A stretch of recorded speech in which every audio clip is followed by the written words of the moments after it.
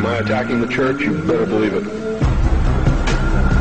All churches, all organized religions that have existed since the beginning of the time. Am I attacking the religion of individuals? Never, not in your life. He wasn't trying to create a big church.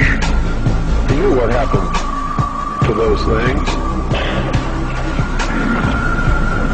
And you're all wrong about that, man. When you say you shouldn't get angry, you shouldn't curse, you shouldn't do things that upset other people, because that's what Jesus spent his whole life doing.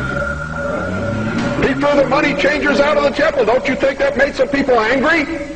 Don't you think it was rude to walk up to somebody's place of business, smack them in the mouth, grab their table, and throw it out the door? What about the time he cursed the fig tree? And the pious Christians sometimes make me very angry. They don't even know Christianity. They don't know the man they're following. He was a revolutionary. He was a dangerous man. And by God, so am I. And so should you be.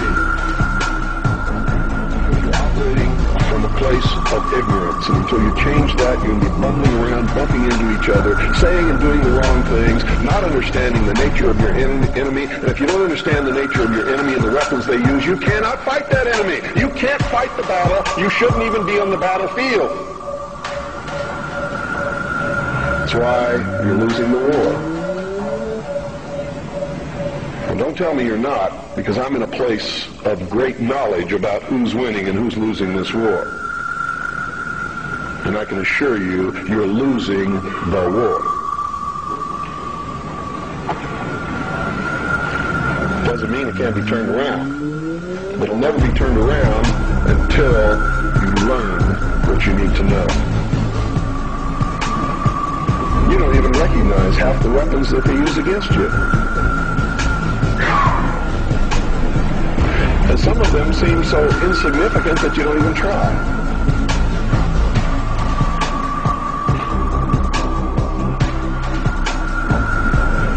Every time any church gets control of government, the people suffer. It has always happened. That's why our founding fathers established a country where that was not supposed to happen, where everybody was free to worship at the altar of their choice. And if you think they were all of one mind, you better think again. How many religions of the Protestant group do you think existed in this country when our founding fathers put together the Constitution? Over 1,500 different groups, all claiming they were right, teaching a different dogma, quoting Scripture to justify what they said, and everybody else was going to hell. So don't give me this Christian nation bullshit, because that's what it is.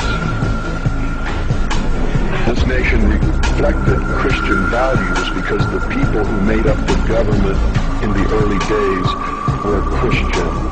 But none of them agreed with each other, and they still don't today. They very seldom ever have.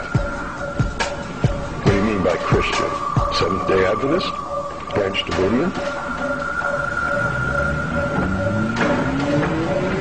Need to do some serious evaluating, some serious checking out of agendas. If you really want to take over the government and make it a theocracy, because I'm going to tell you exactly what's going to happen if you do that. You're going to burn people at the stake who disagree with you. And if that happens, I'm going to have to take up arms all over again. And so will many of you, because you're going to be persecuted. You see? Because whichever one controls the government, you're going to have to conform to that teaching, and if you don't believe in it, you're a heretic. Do you understand what I'm talking about? What is our common bond truly? Freedom. Freedom. Without freedom, you can't be a Christian no matter what denomination you belong to. It means you have to let other people be free, even if they disagree with you. You must publish only documented fact. And you must stay away from printing articles from people who will not document as fact what they put in their articles. That's why my broadcast scares the hell out of socialists. That's why, in a White House memorandum, I was named as the most dangerous radio host in America, not because I'm going to go out and shoot somebody, but because I shoot documented facts which cannot be refuted. That's why. That's what's dangerous. Seek ye the truth, and the truth will make you free, and nothing else will do it. Jesus Christ has never lied to anybody. Why won't you listen to him? Don't spread a rumor. Spread the truth. Document it. Prove it. Make it irrefutable, and you too will become dangerous to those who admire us in lies and enslave us.